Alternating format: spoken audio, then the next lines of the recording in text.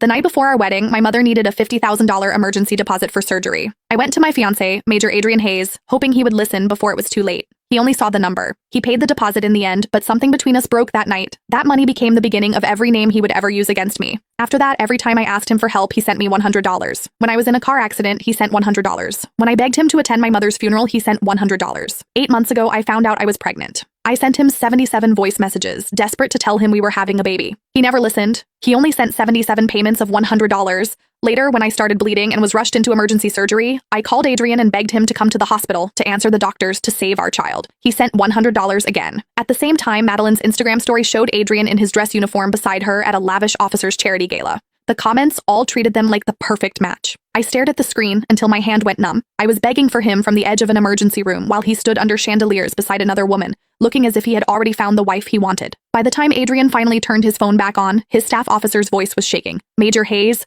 your wife and the baby did not make it." And in that moment, Adrian went feral. After the prenatal checkup, the doctor pushed the report toward me. "Nora, you are almost 8 months pregnant, and this is a high-risk pregnancy. There is a chance of premature labor, so I recommend admitting you for observation today. If things worsen, we may need an emergency C-section." She glanced at the admission form. "Can your husband come in? We need your emergency contact, insurance details, and hospital notification information updated before admission." For months, I had come to every appointment alone. Blood tests, ultrasounds, fetal monitoring, payments, and prescriptions were all things I handled by myself.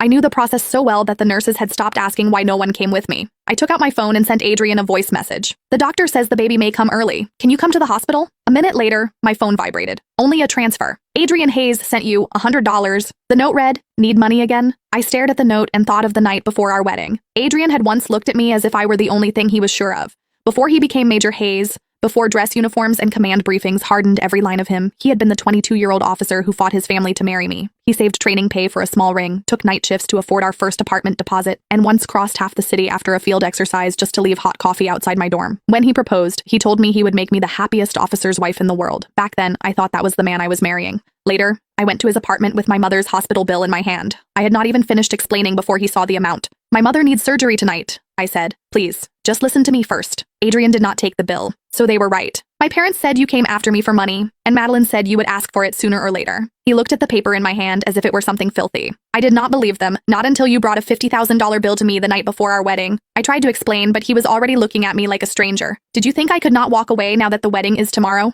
He left the apartment that night without listening. Before I could decide what to do, Madeline sent me to Harlan Price, a donor at the Meridian Hotel who helped military families. I went because I had no other choice. Price caught my wrist in the public lounge and tried to lead me toward the elevators. Adrian arrived before I could pull free, but he did not ask why I was there. An hour later, the hospital called to say the deposit